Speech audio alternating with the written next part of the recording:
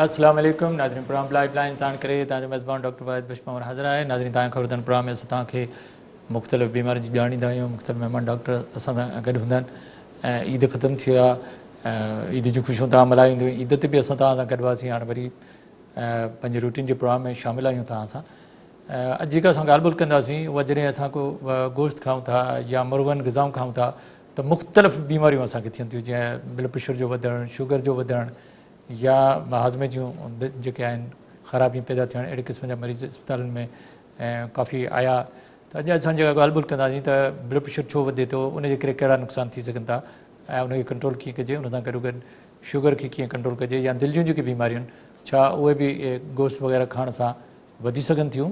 इन लाइ बि डॉक्टर मना कंदा आहिनि त तव्हां वॾे जो गोश्त न खाओ, एहतियात करियो, वधीक न खाओ, उनखे कंहिं लिमिट में खाओ। त इन हवाले सां बि तव्हांखे ॼाणींदासीं। इन सिलसिले में मूंसां गॾु जेको महिमान आयो आहे नाले वारी प्रोफेसर डॉक्टर ख़ालिदा सुमरो मूंसां गॾु आहे, जेके पाण कार्डियोलॉजिस्ट आहिनि। डॉक्टर साहिब खां पुछंदासीं त ईद जी ख़ुशियुनि में जेको असां घणो खाधो उनजा कहिड़ा नुक़सान आहिनि। अचो त पंहिंजे महिमान सां ॻाल्हि ॿोल जो सिलसिलो शुरू कयूं। अस्सलाम वालेकुम। वॾी महिरबानी डॉक्टर ख़ालिदा, तव्हां पंहिंजो टाइम कढी हिते असां।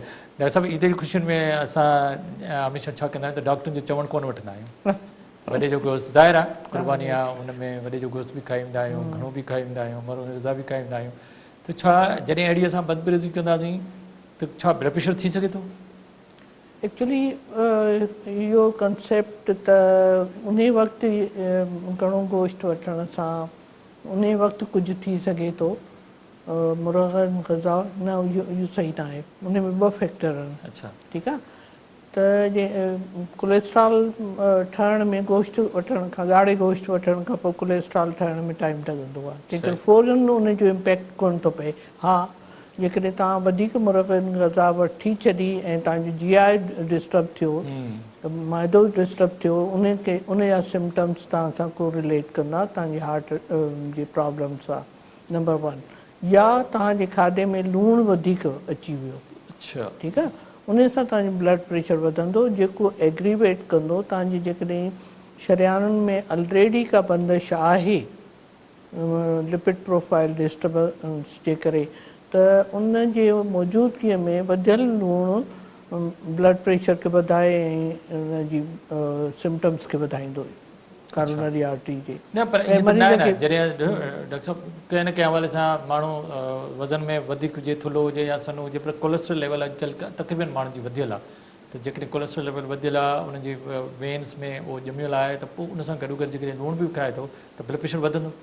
ब्लड प्रेशर हूअं ई वधंदो लूणु वठण सां। जेकॾहिं तव्हांजी शरियानुनि में बंदिश आहे न आहे, कोलेस्ट्रॉल वधियल आहे या न आहे, तॾहिं बि तव्हां सोडियम जी, हा, सोडियम जो इंटेक हमेशह ब्लड प्रेशर वधाईंदो आहे। ऐं चयो इहो वेंदो आहे त पोटेशियम जो वधियल इंटेक ब्लड प्रेशर घटि कंदो आहे। त उहे ग़िज़ा जिन में असांजो सोडियम वधियल आहे, उहो असांजो ब्लड प्रेशर वधाए। पोटेशियम में छा आहे? तव्हां अॻे बि मूंखे कंहिं डॉक्टर ॿुधायो त पोटेशियम जॾहिं तव्हां खाईंदो त तव्हांजो ब्लड प्रेशर लेवल जेका उहा नॉर्मल रहंदी, जे घटि पोटेशियम में कहिड़ियूं कहिड़ियूं खाधा शामिल आहिनि? पोटेशियम जीअं हाणे असां वटि केला आहिनि, डेट्स आहे, ऐं अॼुकल्ह जेके अचनि था लूणनि में बि पोटेशियम शामिलु कयो वेंदो वञे थो। हा, त उन में लूणु, सोडियम जो तइदादु घटि आहे, पोटेशियम जो तइदादु वधियल हूंदो आहे, जेको ब्लड प्रेशर खे वधण न ॾींदो आहे। अच्छा, छा ईअं चऊं त जेकॾहिं जिस्म में पोटेशियम घटी वञे इन करे ब्लड प्रेशर वधी सघे थो, ईअं चई सघिजे थो? हाइपोकैलेमिया में थींदो आहे, हाइपोएल्डोस्टेरोनिज़म में जेको आहे सो इहो ब्लड प्रेशर वधी सघे थो। छो थींदो मैडम? इहो इन जो हिकिड़ो मख़सूस, छोकी असांजा ऑडियंस सभु डॉक्टर्स न हूंदा, मां सम्झां, तव्हां सम्झाइणो पवंदो न उन्हनि खे। ॾिसो न, इहा नई ॻाल्हि आहे। हालांकि चवंदा ब्लड प्रेशर जी ख़बर न आहे, 90% छो थींदो आहे, एसेंशियल ब्लड प्रेशर आहे, पर जेकॾहिं तव्हां हाणे पोटेशियम जी ॻाल्हि कई त जेकॾहिं उहा घटी थी वञे त हाइपरटेंशन थी सघे। असांजी जेके शरियानुनि जी वेस्कुलेचर जेको आहे, असांजो शरियानूं आहिनि, उन्हनि जी जेकॾहिं तव्हां ॾिसंदो एक्शन पोटेंशियल जंहिंमें कंट्रेक्शन ऐं जेका रिलैक्सेशन थिए थी, त उन में इन जो वॾो इम्पैक्ट आहे पोटेशियम ऐं सोडियम ॿिन्ही जी सेल जे अंदरि वञण ऐं ॿाहिरि निकिरण में जेको आहे सो इन जो तमामु घणो इम्पैक्ट पए थो वेज़ो कंस्ट्रक्शन ऐं वेज़ो डायलेटेशन में। जेकॾहिं वेज़ो कंस्ट्रक्शन थिए थी वधियल सोडियम जे करे ऐं लो पोटेशियम जे करे, त नेचुरली तव्हांजो वेज़ो कंस्ट्रक्शन जे करे सोडियम इहो तव्हांजो सिस्टोलिक ब्लड प्रेशर वधंदो। अच्छा, जेकॾहिं कंहिंमें डॉक्टर साहब पोटेशियम घटि आहे छा दवा जी सूरत में ॾेई हुनखे वधाए सघिजे थो? अॼुकल्ह दवाऊं आहिनि अवेलेबल मार्केट में, शरबत फॉर्म में, गोरियुनि जे फॉर्म में या इंजेक्शन जे फॉर्म में, जेके असां मरीज़नि खे फ़ौरन ॾींदा आहियूं, जंहिंमें ब्लड प्रेशर मतिलबु मेंटेन त थी सघे थो। न सिर्फ़ु ब्लड प्रेशर ख़बर आहे पर इरिथमियास एसोसिएटेड त इरिथमियास पोइ जेके अक्सर आहिनि। ॾिठो त पोटेशियम त घटि लिखंदा आहिनि डॉक्टर, अहिड़े घणो करे ब्लड प्रेशर मरीज़नि खे त न ॾींदा आहिनि। पोटेशियम ॾियणु खपे, ख़बर अथव छो इहो नथा ॾियनि तमामु डॉक्टर? घणो मोस्टली तव्हां सभनि में कोई हिकिड़ो ॾिए थो। तमामु घणो डेंजरस आहे। जेकॾहिं ब्लड प्रेशर तव्हांजी लेवल खां घटिजे त चवंदा आहिनि त 3 खां जेकॾहिं घटिजी वञे ऐं मरीज़ खे का इस्कीमिक हार्ट डिज़ीज़ आहे त उन मरीज़ में एरिथमियास थियण जा चांसिस, उन में लीथल एरिथमियास जंहिंखे वेंटिकुलर फिब्रिलेशन चइबो आहे या वेंटिकुलर टेकिकार्डिया, इहे ॿई शयूं थी सघनि थियूं जंहिंमें मरीज़ जी कार्डियक अरेस्ट थी सघे थी। तंहिं करे जेकॾहिं तव्हांजे मरीज़ जो ब्लड प्रेशर इहो पोटेशियम घटि आहे त तव्हांखे उनखे रिप्लेस करिणो पवंदो। सन स्ट्रोक, हीट स्ट्रोक, सभिनी में इन शयुनि जो जॾहिं इहो एतिरो इम्पोर्टेंट आहे त पोइ डॉक्टरनि खे ॾियणु त घुरिजे न, सपोर्टिंग में ॾियणु घुरिजे। एक्चुअली अवेयरनेस न आहे न, माण्हुनि में अवेयरनेस न आहे। न डॉक्टरनि लाइ त मां नथी चई सघां, अवेयरनेस डॉक्टर त ॼाणे थो। बीपी जनरल प्रैक्टिशनर्स खे जेकॾहिं ॾिसंदो त उन्हनि खे एतिरी इन बारे में ॼाण कान्हे। हूअं त ज़ाहिरा होशियार आहिनि, मरीज़नि खे ट्रीट कनि था, पर इन बारे में ॼाण आहे। तव्हां टीचिंग कंहिं बि टीचिंग हॉस्पिटल्स जे वार्ड में वञी ॾिसंदव, उन जी ड्रास खोले ॾिसंदव, तव्हांखे पोटेशियम रखंदा आहिनि। ऐं जेकॾहिं नथा पोटेशियम ॾियनि त एटलीस्ट मतिलबु मरीज़नि खे इहो एडवाइस कंदा त पोटेशियम रिच फूड वठो, जंहिंमें ऑरेंजिस आहिनि, सिट्रस आहे जेको फ्रूट आहे, उन में तव्हांजो पोटेशियम वाफ़र तादाद में मौजूदु आहे। डेट्स में आहे, असांजे केलनि में आहे। अहिड़ी तरह मतिलबु उहे खटा फ्रूट्स जिन में पोटेशियम जी मक़दार शामिल आहे। अच्छा, मतिलबु पोटेशियम ॾियणु घुरिजे ऐं खाइण बि घुरिजे, पर मां ॾिठो त जेके ब्लड प्रेशर जी दवाऊं ॾियनि था उन्हनि सां गॾु कॾहिं बि का पोटेशियम घटि था ॾियनि। मतिलबु एक्चुअली डायबिटिक जे मरीज़नि खे ॾींदा आहिनि, उन में पोटेशियम जी डेफिशिएंसी थींदी आहे। ऐं अॼु उन करे तव्हां ॾिठो हूंदो 2 कॉम्बिनेशन मार्केट में हलंदियूं आहिनि, हिकिड़ो लेज़ोराइड, हिकिड़ो स्पायरोमाइड। उन्हनि में छा आहे, पोटेशियम स्पेयरिंग ड्रग्स आहिनि। जेकॾहिं इहो एॾो इम्पॉर्टेंट न हुजे हा त लेसिक्स सां गॾु पोटेशियम स्पेयरिंग शामिल न कंदा।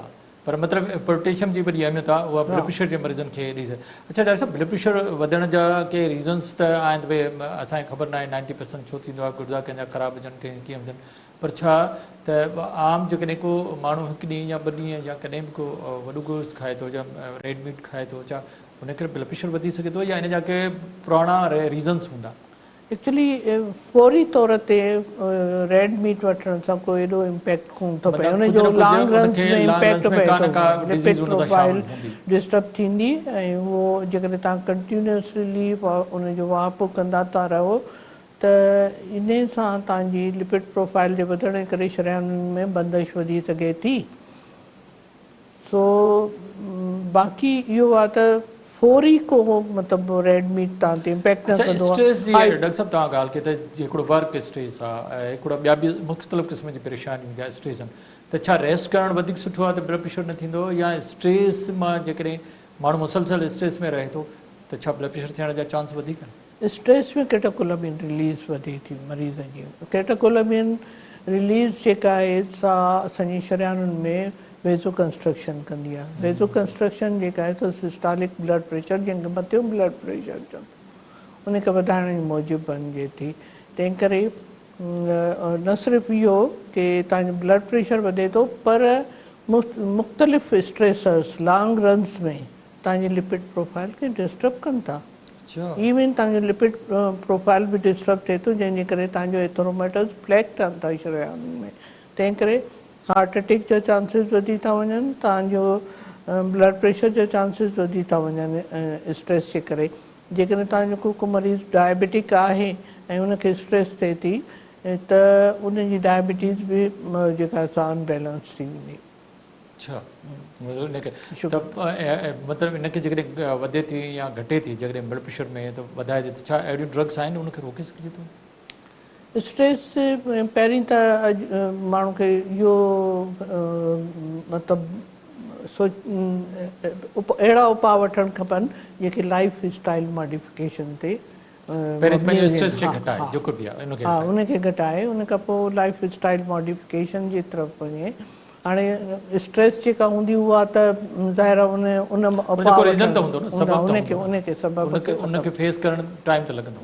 उन खां पोइ तव्हांखे वॉक करणु खपे, तव्हांखे पंहिंजो खाधे पीते में एहतियात करणु खपे, अहिड़ियूं मतिलबु फ्रूट्स वठणु खपनि जेके तव्हांखे जीअं ग्रीन वेजिटेबल्स आहिनि ऐं फ्रूट्स आहिनि उहे तव्हांखे मतिलबु हेल्थ खे इम्प्रूव करे सघनि था। अच्छा ॾिसो अक्सर माण्हू चवंदा जेकॾहिं असां लूणु नथा खाऊं त छा पोइ बि ब्लड प्रेशर असांजो वधी सघे थो? जेकॾहिं फिकियूं भाॼियूं हर शइ फिकी हुजे पोइ बि वधी सघे थो? चांहि जो रुॻो लूणु त हिन जो सबबु न आहे न। असांजो जेको आहे सो जिस्म हिन सां लाॻापियल बीमारियूं ॿियूं बीमारियूं मां हमेशह पंहिंजी प्रोग्राम्स में हिकु ॻाल्हि ते फोकस कंदी आहियां ऐं ॿुधाईंदी आहियां त 20 सालनि खां नंढी उमिरि वारनि में ब्लड प्रेशर जा कुझु रीज़न्स आहिनि। उन में आहे त किडनी प्रॉब्लम, पॉलीसिस्टिक किडनीज़, तव्हांजो कोऑक्टेशन ऑफ एआर्टा, इहे कॉमन रीज़न आहिनि नंढनि में। कुशिंग सिंड्रोम, एंडोक्राइनल रीज़न्स, इहे 20 सालनि खां घटि उमिरि वारनि में कॉमन आहिनि।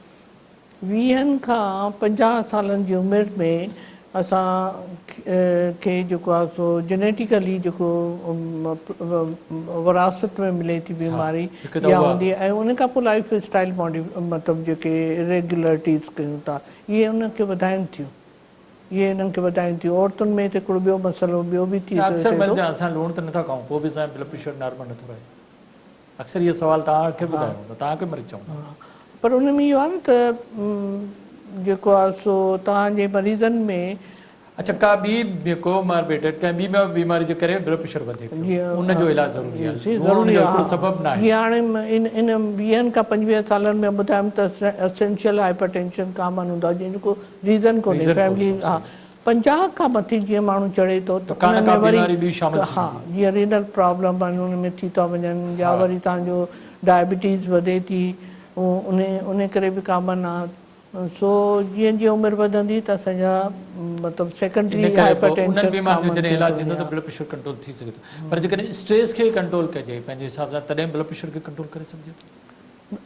ज़रूरु करे सघिजे थो। तंहिं करे त कहिड़ा सबब, छा दवा वठणु घुरिजे या जेको आहे सो वॉक करणु? ॾिसो वॉक करणु खपे तव्हांखे। अॼुकल्ह योगा जेका आहे सा योगा तमामु घणी हिकिड़ी सुठी रेमेडी आहे ब्लड प्रेशर लेवल खे घटाइण। हा तव्हां उनखे ऐं ॿियो जीअं तव्हां पाण ॿुधायो पहिरीं त तव्हांखे उन एलिमेंट खे ख़तमु करणु खपे। स्ट्रेस जेको तव्हांखे रीज़न आहे पहिरीं त उनखे ख़तमु कजे। उन खां पोइ तव्हां मूंखे स्ट्रेस कोन्हे पर मतिलबु ज़ाहिर मां जेकॾहिं एक्सरसाइज़ करियां त छा वाक़ई मां बहितरु थी वञा की एक्सरसाइज़ करण सां के अहिड़ा हार्मोन रिलीज़ थियनि था जेके असांजी बीमारी खे ख़तमु करण में मदद था कनि?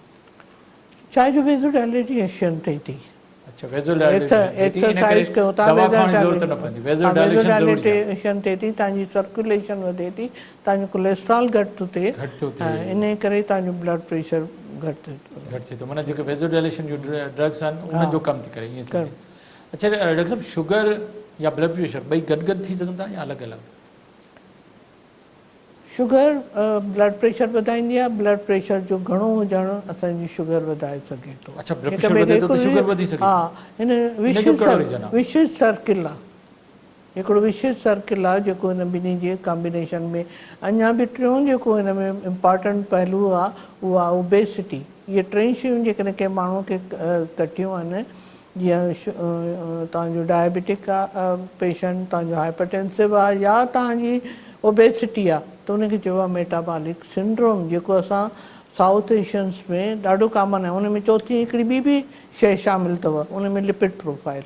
लिपिड प्रोफाइल हिकिड़ो मख़सूस अंदाज़ जो हूंदो आहे हिन में मेटाबॉलिक सिंड्रोम में, जंहिंमें ट्राइग्लाइसराइड्स वधियल हूंदा आहिनि ऐं तव्हांजो HDL घटि हूंदो आहे ऐं असांजो हा मतिलबु हालांकि ॾिठो वञे त असां ॻाल्हि करियूं लूणु ऐं खंड जो बिल्कुलु हिक ॿिए जे मुखालिफ़ आहिनि पर जेकॾहिं हिकिड़ी का बीमारी त ॿी थी सघे थी उन सां गॾो गॾु जेको वज़न जो वधणु कोलेस्ट्रॉल इहे शयूं जेके आहिनि अॻिते हली बीमारी जो सबबु ॾाढो सुठो डॉक्टर साहब तव्हां सां ॻाल्हियुनि जो सिलसिलो जारी आहे पर वक़्तु थियो हिकिड़े नंढड़े वक़फ़े जो नाज़रीन वठूं था हिकिड़ो नंढो वक़्फ़ो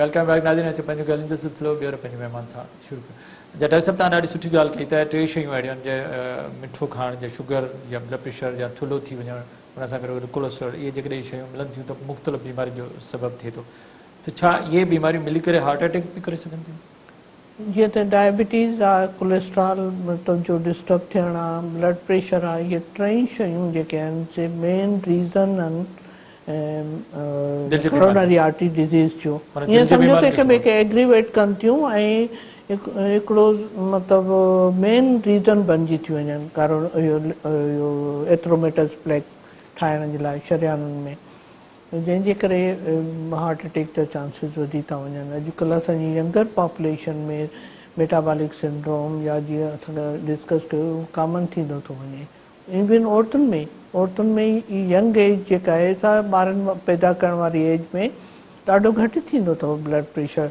ऐं हार्ट अटैक घटि थिए थो पर चऊं की ओबेसिटी वधे थी ऐं मेटाबॉलिक सिंड्रोम कॉमन थी पियो आहे त हाणे यंग एज में डॉक्टर साहब हिकिड़ी ॻाल्हि ॾिठी आहे डॉक्टर खां जेके सना माण्हू उन्हनि में कोलेस्ट्रॉल त वधियल मिले थो उहो रेयर आहे पर मिले त थो हा उहो रेयर आहे हुन में genetically predispose familial hypercholesterolemia घणो करे कॉमन हूंदी आहे उन्हनि माण्हुनि में ऐं डिपेंड करे थो त तव्हांजो फैट जो वापो केतिरो अच्छा डॉक्टर साहब कुझु माण्हू चवंदा आहिनि त असांखे दिलि जी तरफ़ हैवीनेस महसूसु थी या हल्को हल्को पेन महसूसु थिए पर जॾहिं डॉक्टर ॾे वञूं त चवंदो का ॻाल्हि कान्हे ठीकु आहे पोइ उनजो को रीज़न कंहिंखे शुगर आहे कंहिंखे ब्लड प्रेशर आहे या ॿिया नंढियूं वॾियूं बीमारियूं त आहिनि त छा इहा बि का हार्ट डिज़ीज़ जो हुन में ज़ुमरे में अचे थो या न एक्चुअली इहो दिलि जे मथां जेको वज़न आहे उहो डिपेंड करे थो त कहिड़े वक़्तु आहे तव्हांखे जेकॾहिं मिसाल तौरु एक्ज़र्शनल आहे जेकॾहिं तव्हां थोरो हलो था तव्हां हलो था डॉक्टरी चढ़ो था या वेट खणी हलो था ऐं तव्हांजे दिलि जे मथां वज़न पइजी थो वञे टेम्पररी ऐं उहा एक्टिविटी छॾण खां पोइ तव्हांजो सूरु जको थी थो वञे त इन जो मतिलबु आहे त तव्हांजी शरियाननि में का बंदिश आहे हा ऐं डॉक्टर खे इन शइ खे निग्लेक्ट न करणु खपे ऐं उन वक़्तु फ़ौरन जेकॾहिं को अहिड़ी सिम्टम्स सां कोई पेशेंट अचे थो त फ़ौरन ECG कराइजे ऐं इन मरीज़ खे फर्दर इवेल्युएशन जे लाइ सजेस्ट कजे प्रॉपरली काउंसल कजे त तव्हांखे फर्दर इवेल्युएशन कराइणी आहे बग़ैर बि हैवीनेस आहे त पोइ उनखे बि डिज़ीज़ जे असां बीमारी जे ज़ुमरे में खणी वञी सघूं था हैवीनेस ॾिसो उनजा कुझु ॿिया रीज़न्स बि थी सघनि था अने इन जो हिकिड़ो डिफरेंशियल डायग्नोसिस हूंदो आहे इस्केमिक हार्ट डिज़ीज़ उन में तव्हांजो रेट्रोस्टर्नल चेस्ट मतिलबु इनडाइजेशन ठीकु आहे इनडाइजेशन पर उहा वरी उनखे असां डिफ्रेंशिएट कीअं कजे त उनजो मानी खाइण सां को लाॻापो ॾिसिजे त मानी खां अॻु में थो थिए पोइ थो थिए मानी खाइण खां पोइ मतिलबु खटियूं टकारूं त नथियूं अचनि या बर्निंग त कोन थी थिए इहे सिम्टम्स मरीज़ खां पुछणु खपनि ताकी तव्हांखे मानीअ मतिलबु GI अपसेट जेकॾहिं तव्हांजो आहे त उनखे एक्सक्लूड कयो नंबर 2 इहे जेका तव्हांजो लंग्स में जेकॾहिं को प्रॉब्लम आहे उहो बि करे सघे थो तव्हांजो हैवीनेस पर उन में वरी तव्हां मरीज़ खां पुछंदव त जेकॾहिं तूं वॾो साहु खणे थो या तकलीफ़ वधे थी या न हमेशह यादि रखिजे त जेकॾहिं तव्हांजी दिलि जी तकलीफ़ आहे त डिघो साहु खणण सां या न वधंदी नंबर 3 इहा हैवीनेस जेका आहे सा तव्हांखे ॿाहिरि बि आहे पर ॿाहिरि हिसे में आहे ऐं परसिस्टेंट आहे हिकिड़ो ऐं तव्हांजी हा थी वञे जेकॾहिं थोरी देरि थी छॾे थी वञे त उहा वधीक ख़तरनाक आहे बनिस्बत उहा जेका कंटिन्यूअस आहे छो ईअं उहो छो उहो इन करे जो करोनरी आर्टरी डिज़ीज़ जेका एपिसोडिक हूंदी आहे ऐं जेकॾहिं मुस्तक़िल आहे त तव्हांजी ECG तव्हांखे ॿुधाईंदी त तव्हांजी ECG में हार्ट अटैक थियो आहे कंटिन्यूअसली पेन एंजाइना जा 3 क़िस्म हूंदा आहिनि एंजाइना जेका 5 खां 10 मिंटनि ताईं हले थी अनस्टेबल एंजाइना जंहिंखे इंटरमीडिएट करोनरी सिंड्रोम चयो वञे थो उहो जेको आहे सो 10 मिंटनि खां 30 मिंटनि ताईं कॉमन हूंदो आहे ऐं हा पोइ वरी पर हा ऐं 30 मिंटनि खां पोइ जेकॾहिं वधियल आहे त पोइ हार्ट अटैक जेको ECG में ऑब्वियसली थींदो आहे अनस्टेबल एंजाइना में बि घणो तड़ो असांजी ECG में चेंजिस ईंदियूं आहिनि उन वक़्तु ECG पाल्पिटेशन छो वधंदी आहे उहा बि असां कंहिं ख़ौफ़ खां या कंहिं स्ट्रेस खां या दिलि जी बीमारी खां वधी सघे 3 शयूं थी सघनि थियूं उन में जेकॾहिं तव्हांजो सूर जेको आहे सो एग्रीवेटिंग फैक्टर आहे स्ट्रेस जो ठीकु आहे हाणे सूर जेको आहे त तव्हां परेशान आहियो स्ट्रेस में आहियो हा ऐं त तव्हांजो ब्लड प्रेशर बि वधी सघे थो तव्हांजो हार्ट रेट बि वधी थो ॿियो रीज़न इहो आहे त तव्हांजो वाक़ई जेको शरियानुनि जे करे सूर आहे उन करे बि तव्हांजी दिलि जी रफ़्तार वधी सघे थी ॿियो रीज़न इहो बि आहे त तव्हां इन खे सिंपली न वठंदव पर इन खे इवेल्युएट ज़रूरु कंदव पर अक्सर डॉक्टर साहब दवा ॾेई छॾंदा आहिनि भई तुंहिंजो हार्ट रेट हिन दवा सां नॉर्मल रहंदो छा उन सां दिलि जी जेका बीमारी आहे उहा बि ख़तमु थींदी या सिर्फ़ु हार्ट रेट खे कंट्रोल उन क़िस्म आहिनि दवाउनि जा जीअं हाणे बीटा ब्लॉकर्स आहिनि ग्रुप उनखे जेकॾहिं कंहिं मरीज़ खे तव्हां ॾींदव त उन मख़सूस क़िस्म जो जेका बीटा ब्लॉकर्स आहिनि उन में हार्ट रेट बि उनजो कंट्रोल रहंदो मरीज़ जो ब्लड प्रेशर बि कंट्रोल रहंदो असां इहा ॻाल्हि सभिनी दवाउनि जे लाइ नथा चई सघूं हर कंहिंजो पंहिंजो मतिलबु इम्पैक्ट आहे हार्ट रेट ते जीअं कैल्शियम एंटागोनिस्ट उन जा 3 ग्रुप्स आहिनि उन मां हिकिड़ो ग्रुप अहिड़ो आहे जंहिंखे कैलान या वेरापामिल चवंदा आहियूं ऐं घणो करे उहो असां हार्ट रेट खे मेनली घटाइण जे लाइ ॾींदा आहियूं ब्लड प्रेशर सां गॾु उन खां पोइ इंटरमीडिएट ग्रुप में तव्हांजो इहो सॉफेस नारवास अहिड़े क़िस्म जो ग्रुप आहे एम्लोडिपिन ग्रुप जंहिंखे चयो वञे थो हाणे उन खां मां ब्लड प्रेशर खे घटायां उन जेको हार्ट रेट ते को इम्पैक्ट कोन्हे डायरेक्टली कोन्हे हा ब्लड प्रेशर घटि कंदो तव्हांजी एंज़ाइटी घटि थींदी तव्हांजे मथे जो सूरु घटि थियो उन खां पोइ इहो घटि थियण खां पोइ तव्हांजो हार्ट रेट सेकेंडरी तौर तां इन कैफ़ियत में ख़तमु थो थिए त उहा ॿी ॻाल्हि आहे पर ड्रग जो उन ते रोल कोन्हे न मतिलबु को बि रीज़न थिए थो हार्ट में सूर थियो या इंजाइना थी या हार्ट रेट वधियो या हैवीनेस थी मतिलबु इहो दिलि सां ज़रूरु रिलेटेड त आहे न का डिज़ीज़ त मौजूदु आहे न इहो दिलि सां रिलेटेड आहे पर उन में कुझु के कंडीशन्स अहिड़ियूं आहिनि जिन में तव्हांजो इहे 2 शयूं कॉमन हूंदियूं आहिनि जीअं हाइपरथायराइडिज़म आहे अच्छा उन में थी सघे हाइपरथायराइडिज़म आहे या जीअं तव्हांजो स्ट्रेस आहे उन में ज़रूरी न आहे त तव्हांखे हार्ट जो सूरु हुजे हाइपरथायराइडिज़म में तव्हांजो मतिलबु ब्लड प्रेशर चढ़ी सघे थो तव्हांजो हार्ट रेट वधी सघे थो तव्हांजो जेको आहे सो जीअं मां पहिरीं ॿुधायो त ॿियो रीज़न जेको असां चयोसीं ब्लड प्रेशर जे करे स्ट्रेस जे करे तव्हांजो हार्ट रेट वधी सघे थो ठीकु आहे इहे 2 शयूं जेके आहिनि से मतिलबु अच्छा जेकॾहिं असां लाइफ स्टाइल चेंज करियूं खाधनि खे कंट्रोल करियूं त छा दिलि जी बीमारियुनि खां बची सघूं था या दवाउनि ते डिपेंड करणु ज़रूरी आहे ॾिसो जेकॾहिं तव्हांखे कोलेस्ट्रॉल वधियल आहे ज़रूरी न आहे त तव्हांजे लाइफ स्टाइल मॉडिफिकेशन सां इहो उहो ॾिसबी आहे त केतिरी हद वधियल आहे पहिरीं उनखे केतिरो हा ॾिसो केतिरो आहे तव्हांखे दवाउनि जी ज़रूरत आहे या फ़िलहालु तव्हांखे लाइफ स्टाइल मॉडिफिकेशन ते रखिजे त पोइ उन सां तव्हांजो कोलेस्ट्रॉल कंट्रोल कजे तव्हांजो ब्लड प्रेशर कंट्रोल कजे मिनिमम जेकॾहिं तव्हांजो ब्लड प्रेशर आहे सम्झो माइल्ड क़िस्म जो त उन खे तव्हांखे लाइफ स्टाइल सां तव्हां उनखे कंट्रोल करे सघो था पर जेकॾहिं मॉडरेट टू सीवियर आहे त पोइ तव्हांखे दवाउनि जी अहिड़ी तरह तव्हां कोलेस्ट्रॉल जी मतिलबु तरफ़ ईंदव त तव्हांजी जेकॾहिं माइल्ड क़िस्म जो मतिलबु चेंजिस आहिनि उन में कोलेस्ट्रॉल लिपिड प्रोफाइल में त तव्हां कोशिशि कंदव त लाइफ स्टाइल मॉडिफिकेशन जी तरफ़ वञो पर जेकॾहिं कोलेस्ट्रॉल मतिलबु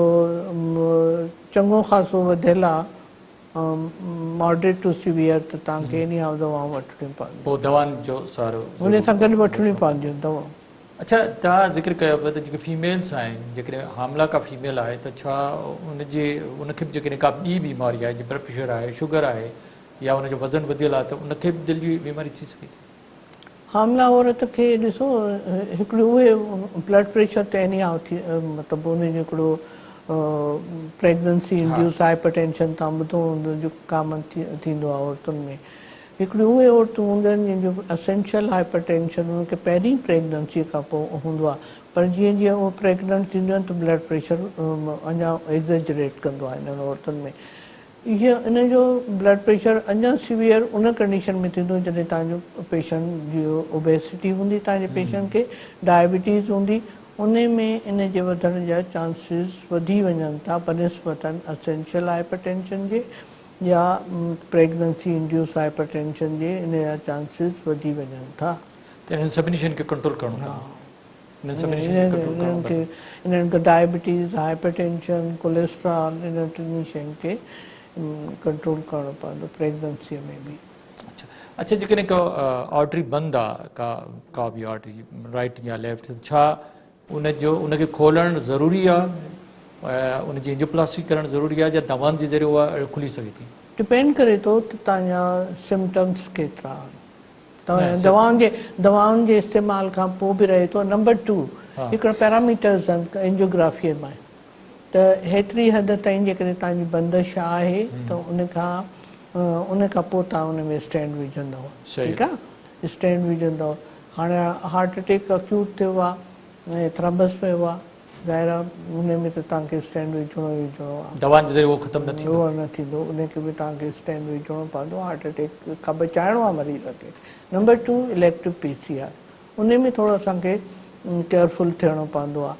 त हाणे जेकॾहिं 70 खां घटि परसेंटेज में बंदिश आहे शरियान जी ऐं दवाउनि सां असां उनखे कंट्रोल करे सघूं था, त उते ज़रूरत कोन्हे का तव्हां स्टेंट विझो अननेसेसरली, उनखे दवाउनि सां तव्हां कंट्रोल कंदो। पर जेकर 70 खां मथे आहे तव्हांजो पेशेंट सिम्प्टोमेटिक बि आहे त तव्हांखे फौरी हुन में स्टेंट विझण जी ज़रूरत पए। न त जेकॾहिं 70% खां घटि आहे, उहो कंट्रोल में रहंदो, छा उहो वधी सघे थो? हा, या कंट्रोल ई रहंदो? न वधी सघे थो जेकॾहिं तव्हां रेगुलरिटी खे तव्हां पंहिंजी लाइफ स्टाइल मॉडिफिकेशन ते फोकस न कयो, तव्हां पंहिंजी दवाऊं प्रॉपर्ली, हा, कोलेस्ट्रॉल खे घटाइण जो, खून खे पतले करण जूं दवाऊं न वरितियूं त तव्हांजो सूरु वधी सघे थो ऐं हार्ट अटैक या एथ्रोमेटोस्प्लेक वधी सघंदो।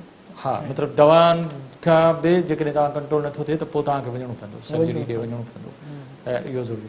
अच्छा, डॉक्टर साहिब, छा मैसेज छा हूंदो, पैगाम छा हूंदो तव्हांजो अहिड़नि मरीज़नि लाइ? मैसेज इहो आहे त असांजे मरीज़नि खे थोरी अवेयरनेस जी वधीक ज़रूरत आहे। असांजे डॉक्टर्स जी बि वर्कशॉप्स ऐं इहे थियणु खपनि मरीज़नि खे प्रॉपरली हैंडल करण जे लाइ।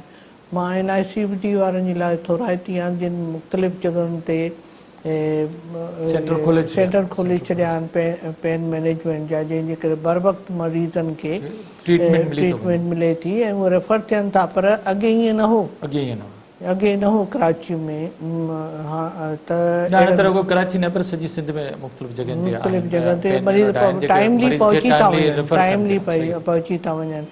सो उते ख़बर ॼाण पइजी थी वञे त हाणे तव्हांखे PCI जी ज़रूरत आहे या तव्हांखे दवाउनि ते रखियो वेंदो। जेकॾहिं धंधो मतिलबु दवाउनि ते रखो था तॾहिं बि तव्हां मरीज़ जी हेल्प कयो था त उहो फ्यूचर इवेंट्स खां बचंदो। पर जेकॾहिं तव्हांखे PCI जी ज़रूरत पए थी त उहो बि पेशेंट जे लाइ फ़ाइदेमंद आहे। तंहिं करे हेल्दी लाइफ स्टाइल खे मतिलबु अपनाइजे ऐं जेकॾहिं का अहिड़ी कैफ़ियत थिए थी सूर जी त फ़ौरन तव्हां पंहिंजे नियर बाए कार्डियक सेंटर खे राब्तो कयो, छाकाणि जो टाइम इज़ मसल माना टाइम सां तव्हां पंहिंजे दिलि जे गोश्त खे बचाए सघो था। न त पोइ उहो शरियान जेका बंदि थी वञे कंप्लीटली त उहो पूरो एरिया जेको आहे दिलि जो बंजर थी थो वञे। पोइ खणी तव्हां केतिरी बि PCI कयो, कुझु बि कयो, उहो टुकड़े जो टुकड़ो बंजर थियलु हूंदो। तंहिं करे फ़ौरन जीअं सिम्टम्स थियनि था त कंहिं पंहिंजे नियर बाए कार्डियक सेंटर में वञे, इहो मुंहिंजो वॾी महिरबानी आहे डॉक्टर ख़ालिद तव्हां असां वटि तव्हांजी वॾी महिरबानी नाज़रीन असांजे मौज़ूद महिमान डॉक्टर ख़ालिद सुमरो असां सां गॾु ॾाढी ज़बरदस्त ॻाल्हि कई त जॾहिं बि का दिलि जी तकलीफ़ थिए त फ़ौरन हुनजो इलाजु करायो जेको बि तव्हां वेझी इस्पताल जो उते वञो छो त जेकॾहिं जल्दी कराईंदो त दिलि खे बि बचाए सघो हुन मर्ज़ खां बची सघो था जॾहिं देरि थी वञे त पोइ हुनजो इलाजु कराइणु तमामु मुश्किल आहे डॉक्टर साहिब जिन ॻाल्हियुनि ते असां अमल कयो त असां बहितरीन सुठी ज़िंदगी गुज़ारे सघूं था इन ते प्रोग्राम लाइव लाइन जो वक़्तु पूरो थियो पंहिंजे मेज़बान डॉक्टर वाहिद बशमौर खे इजाज़त ॾींदा अल्लाह हाफ़िज़